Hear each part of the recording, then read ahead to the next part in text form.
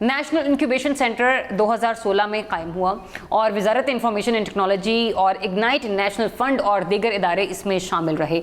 NIC यानी कि national incubation centre ने अब तक 230 स्टार्टअप्स को इंक्यूबेट किया है। ये कोई छोटा फिगर नहीं है, ये तकरीबन बहुत एक अच्छा फिगर है। और कारोबार की तरक्की हो या फिर सरमायाकारी की तैयारी हो, इन समेत दीगर शोबों में ये लोगों की मदद करता है। नेशनल इंक्यूबेशन सेंटर के हवाले से आज प्रोग्राम में हमें इन्वाइट किया है प्रोजेक्ट डायरेक्टर एनआईसी जनाब परवेज अब्बासी साहब को, जो कि शायद आपके लिए बहुत सारी इंफॉर्मेशन आज लेकर यहाँ पर पहुंचे हैं। अस्सलाम वालेकुम अब्बासी साहब, कैसे हैं आप? वालेकुम सलाम, अल्हम्दुलिल्लाह, थैंक यू। अभी जो चीज़ आप मुझसे ऑफ द कैमरा डिस्कस कर रहे थे, मैं चाहती हूँ कि ज़रा लोगों के सामने आप खुद भी बताएं कि जब से आप इस इदारे के साथ वाबस्ता हैं उस वक्त से लेकर अब तक हमारी सोसाइटी में कितने ऐसे स्टूडेंट्स हैं कि जिनको इस इदारे की वजह से जॉब्स मिली हैं, या फिर कितने ऐसे प्रोजेक्ट्स हैं जो कि सर कामयाब हो चुके हैं अब तक? बिस्मिल्लाहिर्रहमानिर्रहीम, बहुत शुक्रिया आपने आज दावत दी है। तो नेशनल इंक्यूबेशन सेंटर 2016 में जब हमने शुरू किया था उस वक्त हमें पाकिस्तान के अंदर एक बहुत बड़ा प्रॉब्लम नज़र आता था। तकरीबन 10 करोड़ बच्चे जो हैं पाकिस्तानी, वो 30 या 30 साल की उम्र से कम हैं। कोई भी हुकूमत दुनिया में इतनी जॉब्स क्रिएट नहीं कर सकती। तो हमने मशवरा ये दिया हुकूमत को कि क्यों ना हम इनको कारोबार सिखाएं, टेक्नोलॉजी इनेबल करें ताकि जॉब क्रिएटर्स बन जाएं इंस्टेड ऑफ जॉब सीकर्स। अल्हम्दुलिल्लाह 2016 से पहला नेशनल इंक्यूबेशन सेंटर जब इस्लामाबाद में शुरू हुआ है तो माशाल्लाह अब हमारे पास 7 इंक्यूबेशन सेंटर्स हैं पूरे पाकिस्तान में फैले हुए हैं।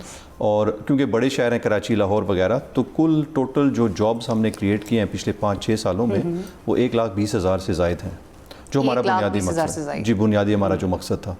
अल्हम्दुलिल्लाह एक तो ये था। दूसरा ये है कि 2016 में जब हमने शुरू किया था तो इकोसिस्टम जिसको हम कहते हैं ना, स्टार्टअप इकोसिस्टम, वो बहुत ही नेसेंट था, यानी कि अर्ली स्टेजेस में था। अच्छा। अल्हम्दुलिल्लाह हमें 3-1 साल लगे हैं इसको थोड़ा सा किक स्टार्ट करने के लिए, लेकिन मुझे बेहद खुशी होती है आपको ये बताते हुए कि 2020 से के बाद हमारे पास माशाल्लाह इन्वेस्टमेंट जो है पाकिस्तान में खासी आई हैं। Just to put things into perspective, $77 million जो हैं 2020 में आए हैं और 2021 में $350 मिलियन, और पिछला साल यानी कि 2022 जो अभी कंप्लीट हुआ है इसमें तकरीबन $380 मिलियन जो है इन्वेस्टमेंट हुई है। और ये कंबाइंड अगर आप करें तो $800 मिलियन से ज़ायद हैं, ऑलमोस्ट $1 बिलियन पिछले 3 सालों में। तो ये हिस्ट्री ऑफ पाकिस्तान में इतनी इन्वेस्टमेंट नहीं हुई। आज भी माशाल्लाह बावजूद के ग्लोबल डाउनटर्न है, जब मुख्तलिफ चैनल्स हम देखते हैं तो हमें मायूसी ही नज़र आती है और ख़बरें ऐसी ही मिलती हैं, लेकिन अल्हम्दुलिल्लाह मैं आपके साथ शेयर करता हूँ कि इवन टुडे पाकिस्तान में $multi-million इन्वेस्टमेंट्स अगर हर रोज़ नहीं होती तो हर हफ्ते में कुछ ना कुछ हो रही होती। अच्छा सर, मुझे ये बताएगा, क्योंकि हमारे यहाँ तकरीबन कई महीने गुजरे, क्वार्टर में मुकम्मल होने वाला है, इंपोर्ट्स बंद हुई हुई हैं, तो जब आपके पास स्टूडेंट्स काम कर रहे होते हैं मुख्तलिफ स्टार्टअप्स के हवाले से, तो कुछ चीज़ें अभी भी ऐसी है कि जिनकी असेंबलिंग के लिए हमें कुछ ना कुछ चीज़ बाहर से इम्पोर्ट करनी पड़ती है। एनआईसी को उस सूरत में कितनी परेशानी का सामना करना पड़ता है, या फिर हमारे स्टूडेंट्स को भी? इसमें तो दो राय है नहीं कि ये मसाइल हैं, लेकिन और ऑब्वियसली ये इंपोर्ट ना होने की वजह से स्पेयर पार्ट्स, कंपोनेंट्स, ये इशू है। लेकिन हम जो है ना, हम दूसरे नज़रिए से इसको देखते हैं। ठीक है। हम जो एंटरप्रेन्योर्स हैं उनको जो प्रॉब्लम्स हैं उनको अपॉर्चुनिटीज़ की नज़रों से देखते हैं कि बजाय हम ये चीज़ बाहर से मंगवाएं, क्यों ना हम इसका मुतबादल लोकल यहीं पर बना लें, यहाँ पर बना दें। मुझे बेहद खुशी होती है आपको बताते हुए कि पाकिस्तान में नेशनल इंक्यूबेशन सेंटर में भी हमने मुख्तलिफ चीज़ें जो हैं as a replacement of import बनाई हैं यहाँ पे। और ना सिर्फ लाखों डॉलर बचाए हैं बल्कि टेक्नोलॉजी ट्रांसफ़र भी हमने यहाँ पे की हुई है। ज़बरदस्त। और सर आपका जो इदारा है एनआईसी, ये किस किस्म के स्टार्टअप्स को पुश फ्राहम करता है, या मतलब आप लोग किस तरफ टेक्नोलॉजी की तरफ देख रहे हैं, या फिर कुछ और मामलात भी हैं, सॉफ्टवेयर है, या मतलब किस किस्म के प्रोजेक्ट्स को ज़रा प्रमोट किया जाता है? हमारी जो क्योंकि funding ministry of information technology से है, तो उनकी रिक्वायरमेंट है कि जो भी हम काम करें वो इंफॉर्मेशन टेक्नोलॉजी से रिलेटेड हो। ठीक है। तो 100% इसके अंदर हम कहते हैं 4th इंडस्ट्रियल रेवोल्यूशन टेक्नोलॉजीज। अच्छा।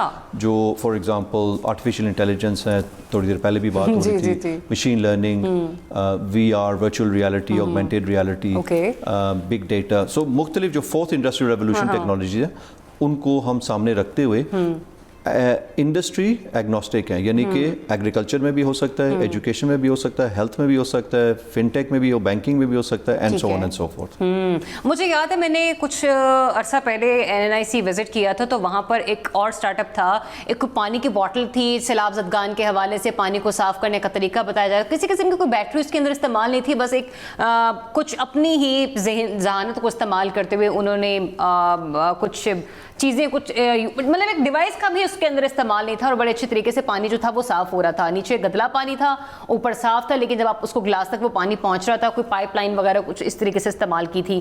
सर मुझे ये बताइए, ये जब ऐसी चीज़ें होती हैं कि कोई भी जब तक हमारे हाथ में कोई मशीन नहीं ना हो, कहीं पे कोई स्विच ना लगा हुआ हो, हमें यकीन नहीं आता कि ये काम ऐसे हो सकता है। आपके यहाँ बच्चे स्टार्टअप शुरू कर रहे हैं, लोगों ने सराह रहे हैं, लेकिन एक आम फहम आदमी को, एक लोकल कम्युनिटी को किस तरीके से ये बात बावर करवाई जाए कि नहीं ये मामला बिल्कुल ठीक है, आप इससे पैसे और एनर्जी दोनों बचा सकते हैं? इसमें अगर आप देखें ना, तो रुझान हमेशा मैं समझता हूँ कि सोसाइटी के जो लीडर्स हैं ना, वहाँ से शुरू होता है। मोबाइल फ़ोन की अगर हम एग्जांपल देते हैं, आज माशाल्लाह पूरे पाकिस्तान में 170 मिलियन से ज़ायद लोग मोबाइल फ़ोन इस्तेमाल कर रहे हैं। अगर आप देखें कि इवन जो SEC क्लास जिसको हम कहते हैं कि लोअर इनकम क्लास में भी इस्तेमाल होता है, लेकिन ये पहले दिन ऐसा नहीं था। पहले दिन वो हमारे जो एलिटिस्ट हैं, और ये इसको ट्रिकल डाउन इफेक्ट कहते हैं। इसी तरह अगर आप देखें आजकल माशाल्लाह पाकिस्तान में सोलर जो है, कुछ ज़रूरियात की वजह से, कुछ कॉस्ट की वजह से, मैंने मैसेज की तरफ आना भी है आपसे। हाँ। क्योंकि सर बहुत महंगे है, कोई ऑल्टरनेट आप लोग बना रहे हैं कि जो हम लोगों को सोलर पैनल्स इंपोर्ट करने पड़ते हैं बहुत महंगे, मतलब आप घर में बिल फर्ज करें, अगर आप सोच रहे हैं 10 साल बाद आपको नहीं पता आप हैं आप नहीं हैं, आप 10 साल की सारी इन्वेस्टमेंट अपनी छत पे कर दें, मतलब ये तो नहीं समझ आती। सही है। मैं समझता हूँ कि यही मसला है ना हमारे लिए कि हम शॉर्ट टर्म थिंकिंग करते हैं, हमारे पास लॉन्ग टर्म थिंकिंग नहीं है। अगर हम अपने बारे में सोचेंगे, शायद मैं नहीं होगा 10 साल के बाद, लेकिन शायद मेरे बच्चे होंगे, हाँ। वो नहीं भी होंगे, कोई ना कोई तो होगा ना जिसका उसका फ़ायदा उठाए। ये वो एग्जांपल है कि एक दरख्त लगाना जो है ना, वो शायद उसका साया मुझे ना मिले, लेकिन किसी न किसी को तो मिलेगा।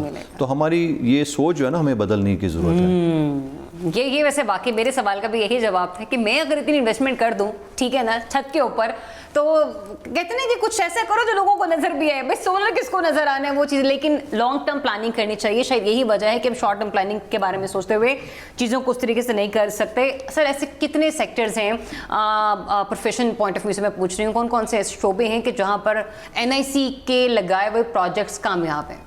इसमें इन्वेस्टमेंट की सिर्फ मैं ये बात कहना चाहता हूँ कि अगर हम लोग अपनी जनरेशन में इन्वेस्ट नहीं करते ना, तालीम के अंदर, तरबियत के अंदर, तो फिर ज़ाहिर है हमें रिटर्न भी नहीं मिलेगा। तो ये बहुत ज़रूरी है कि हम इन्वेस्ट करें over the long term.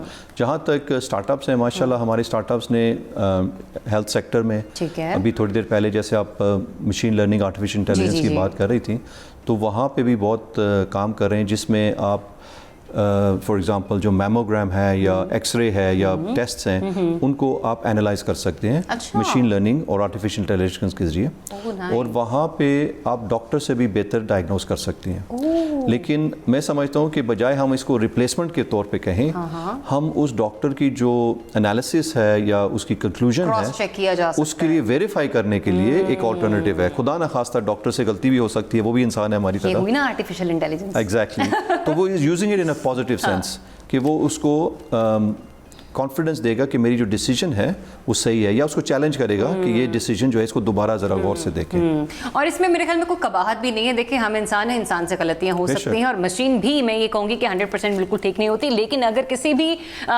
Patient की केस हिस्ट्री ऐसी है, क्योंकि बाज़ औक़ात मर्ज़ ऐसा होता है कि डॉक्टर को खुद नहीं समझ आ रही होती है इतने टेस्ट लेने के बावजूद, तो आपके लिए डायग्नोस करना बहुत ज़्यादा आसान हो जाता है। सेकंड ओपिनियन लेते हैं ना डॉक्टर, जैसे डॉक्टर से सेकंड ओपिनियन लेते हैं, ज़रूरी नहीं है हर वक्त डॉक्टर अवेलेबल हो, तो अगर आप किसी मशीन का इस्तेमाल कर लेंगे, हाँ, सेकंड ओपिनियन भी ले सकते हैं। एग्जैक्टली ऐसा ही। अच्छा सर मुझे ये बताइएगा कि फ़र्ज़ करें आपके पास कोई भी अपना स्टार्टअप का एक प्लान लेकर आ रहा है, फॉर्मेट लेकर आ रहा है, लेकिन उसके बाद उस स्टार्टअप को स्टार्ट करने के लिए इन्वेस्टमेंट नहीं है, फंडिंग नहीं है, तो क्या ऐसे में भी NIC ऐसे लोगों को हेल्प आउट करता है? ये भी बहुत बड़ी गलतफहमी है लोगों की कि हम कारोबार करेंगे जब हमारे पास पैसे होंगे। क्योंकि वो इक्वेट करते हैं, पहले भी बात हुई थी कि कारोबार को as a business, as a plot, ठीक है ना, प्लॉट के पैसे होंगे तो प्लॉट लूँगा ना, प्लॉट के पैसे नहीं होंगे तो कैसे करूँगा, ये बिल्कुल गलत है। मैं समझता हूँ कि हमारे जो उस्ताद हैं डॉक्टर सारस सारस्वती, इन्होंने डेवलप किया है फैक्चुएशन थ्योरी जो अमेरिकन यूनिवर्सिटी में पढ़ाई जाती है। तो वो कहती हैं कि all good entrepreneurs they start with 3 things, what you know, who you know and what you have. What you know, who you know, what you have. और इन 3 चीज़ों के साथ अगर आप शुरू करें, आप देखें कि जो भी आज की दुनिया में बड़ी बड़ी कंपनीज़ हैं या बड़े बड़े सक्सेसफुल कारोबारी लोग हैं, उन्होंने कहाँ से शुरू किया था? सो 2 तरह के लोग हैं। एक वो हैं जिन्होंने वेल्थी फैमिली से बिलोंग करते थे, उनकी फैमिली ने सपोर्ट किया, या फिर वो लोग थे जो वेल्थी नहीं थे लेकिन उन्होंने अपनी मेहनत की है, भाग दौड़ की है, इन्वेस्टमेंट की है, अपने अंदर इन्वेस्टमेंट किया है और फिर उन्होंने अपने बिजनेसेस को रेस किए हैं। सही। अब मुझे ये भी बता दीजिए कि अगर किसी ने NIC को ज्वाइन करना है तो उसका क्राइटेरिया क्या है? फ्रैंकली स्पीकिंग कोई क्राइटेरिया नहीं है, इन द सेंस कि हम कहते हैं कि मौत, गाक और आइडिया किसी को किसी टाइम आ सकता है। लिहाजा अगर आप देखें तो 70 साल की उम्र में फॉर एग्ज़ाम्पल 60 ईयर्स की एज में कर्नल सैंडर्स ने KFC फाउंड किया था। इसी तरह 7 साल की उम्र में बच्चे जो हैं वो काम करते हैं। सो एजुकेशनल रिक्वायरमेंट कोई भी नहीं है। उसके अंदर ये है कि आप अप्लाई करते हैं ऑनलाइन, ठीक है, आपकी एप्लीकेशन जो है वो वेट होती है, शॉर्ट लिस्ट होती है, इंटरव्यू के लिए बुलाते हैं, एक पैनल होता है, तो वो आपसे पूछते हैं आपके आइडिया के बारे में। आपसे पूछते हैं कि आपने ये आइडिया कहाँ से मिला है, आपने क्यों ये आइडिया आगे लेके जाना चाहती हैं, आपने ये आइडिया कहीं और देखा है, किसी और मुल्क में चल रहा है, और अगर आप चलाना चाहते हैं पाकिस्तान में तो कैसे करेंगे, आपकी टीम में कौन है, आपके पास जो टारगेट ऑडियंस कौन है, आप मार्केट में कैसे जाएंगे। तो जाहिर है ये सवाल जो है ना 15-20 मिनट में एक प्रेजेंटेशन होती है, उसके बाद मार्किंग होती है। ओके। और जो एक्सपर्ट्स होते हैं वो मार्क करते हैं और वो फिर बताते हैं कि मेरे ख्याल के मुताबिक इनको 5 में से 5 मिलने चाहिए, 4 मिलने चाहिए, और वो फिर पॉइंट्स हम सारे ऐड करके इंडक्शन करते हैं। ठीक है। लास्टली ये कि हर किसी भी चीज़ को बेचने के लिए वो कहते हैं कि जो दिखता है वो बिकता है। आपके पास स्टार्टअप आ गया, आपने आइडिया अप्रूव कर दिया, उसके ऊपर काम हो गया, लेकिन मार्केटिंग बड़ा मैटर करती है। किसी भी चीज़ को मार्केट में लाने के लिए या उसकी एडवर्टीजमेंट के लिए NIC कंट्रीब्यूट करता है? जी बिल्कुल, मैं समझता हूँ कि कंट्रीब्यूट तो करते हैं, लेकिन उनको पहली बात तो ये है ना कि उनको समझाना है कि मार्केटिंग जो है वो किस तरह की हो सकती है। ठीक है। So for example traditional marketing भी है, डिजिटल मार्केटिंग भी है, पब्लिक रिलेशनिंग भी है, अबव द लाइन है, AB, so this different types. तो हमारे डोमेन एक्सपर्ट्स आते हैं तो वो बताते हैं, बच्चों को पढ़ाते हैं कि अगर आपने ये प्रोडक्ट लेके जाना है तो फॉर एग्जांपल US में इस तरह की मार्केटिंग हुई है, इंडिया में इस तरह की हुई है, बांग्लादेश में ऐसी हुई है, मिडल ईस्ट में ऐसी हुई है, आप अपने प्रोडक्ट को ऐसे लेके जा सकते हैं। तो वो जो रिसर्च होती है, हमारे जो एक्सपर्ट्स हैं और जो किसी न किसी जगह पे काम करते हैं, मिसाल के तौर पे किसी मल्टीनेशनल में ऑलरेडी काम कर रहे होते हैं, उनका 10, 15, 20 साल का तजर्बा होता है, जाहिर है वो कंपनीज़ उनको इसी काम के लिए रखा हुआ है। तो हमारे जो स्टार्टअप्स हैं वो ये नहीं है कि किसी एकेडमिक प्रोफेसर से, किसी यूनिवर्सिटी में, वो एक्चुअल प्रैक्टिशनर्स जो हैं उनसे सीख रहे होते हैं। ठीक, thank you so much sir, अपना वक्त देने के लिए। काफ़ी इंटरेस्टिंग गुफ्तगू रही।